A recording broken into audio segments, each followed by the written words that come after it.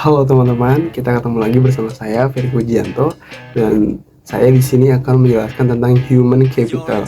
Nah, buat selengkapnya mari kita simak videonya.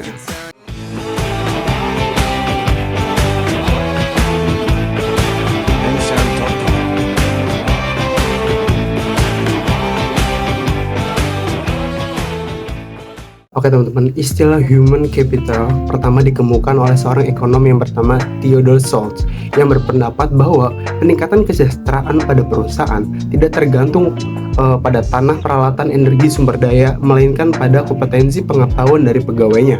Kemudian, ia mendeskripsikan posisi human capital sebagai kemampuan sumber daya manusia yang diperoleh melalui investasi pada sumber daya manusia yang mendeskripsikan bahwa human capital terdiri dari 4 hal, yaitu 1 kemampuan, yang kedua perilaku, ketiga usaha, keempat waktu, dan semuanya ini dimiliki dan dikendalikan sepenuhnya oleh pegawai.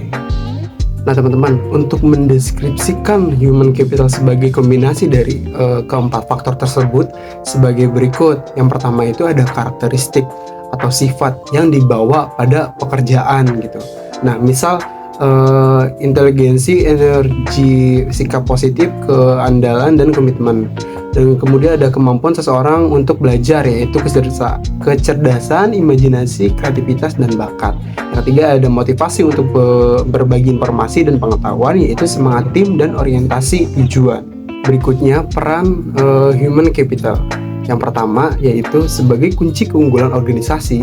Kunci keunggulan organisasi terdiri dari 3 kelompok utama dari aset perusahaan, yaitu yang pertama yaitu adalah ada aset finansial, misalnya uang tunai dan surat berharga. Aset disebut financial capital. Yang kedua ada aset fisik, terdiri dari atas peralatan, gedung, dan tanah. Dan yang terakhir atau yang ketiga yaitu ada aset tak berwujud, seperti model organisasi, aliansi bisnis, pelanggan, merek, reputasi, dan modal intelektual. Hubungan kompetensi karyawan dengan human capital dalam meningkatkan kompetensi karyawan, tantangan utama yang harus diperhatikan yaitu kompetensi harus sesuai dengan strategi bisnis, dan kompetensi perlu diciptakan melalui lebih dari satu mekanisme. 5 cara untuk meningkatkan kompetensi karyawan yaitu ada 5B. Yang pertama adalah buy atau member, mengganti SDM yang lama dengan yang baru yang memiliki kualitas yang lebih baik. Yang kedua ada build atau membangun investasi, dilakukan terhadap SDM untuk meningkatkan kualitasnya menjadi lebih baik.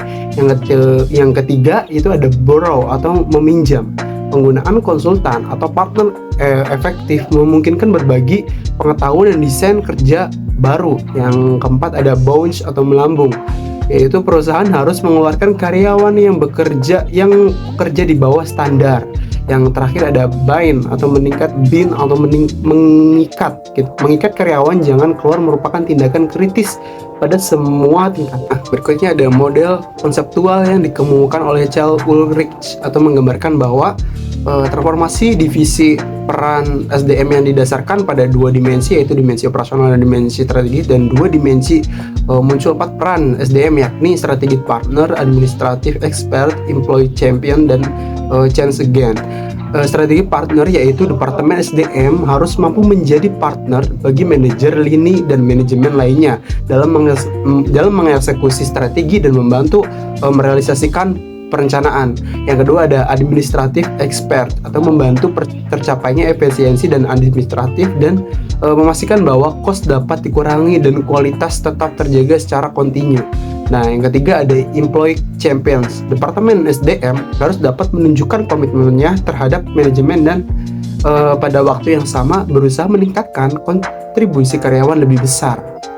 Nah, untuk yang terakhir ada change agent atau departemen SDM harus dapat menjadi agen perubahan untuk kontinu, membantu proses-proses dan kultur secara bersama, meningkatkan kapasitas organisasi untuk lebih baik. Udah teman-teman, pembahasan yang terakhir yaitu mengidentifikasi human capital. 2 hal yang mendukung kontribusi investasi human capital ke dalam perusahaan. Yang pertama, karyawan dengan human capital tinggi lebih mungkin memberi layanan konsisten dan kualitas tinggi, sehingga perusahaan tempat mereka bekerja dapat mempertahankan pelanggan atau menarik pelanggan baru. Yang kedua, pelanggan potensial dapat menggunakan kualitas human capital dari karyawan perusahaan sebagai alat penyaring untuk memilih layanan yang mereka sediakan. Untuk keberhasilan perusahaan, proses atau bisnis apapun tergantung pada 3 keterampilan, yaitu yang pertama, commodity skill, yaitu kemampuan tidak spesifik untuk bisnis tertentu dapat langsung diperoleh dan lebih kurang sama nilainya bagi setiap bisnis. Misal kemampuan mengetik, kemampuan komputer.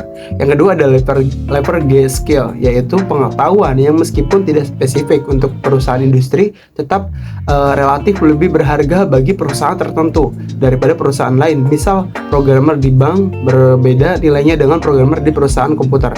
Nah, untuk yang ketiga ada proprietary skill, yaitu pengetahuan spesifik bagi perusahaan, misal hak paten dan merek. Dan teman-teman, mungkin itu saja yang dapat saya sampaikan, kurang lebihnya mohon maaf.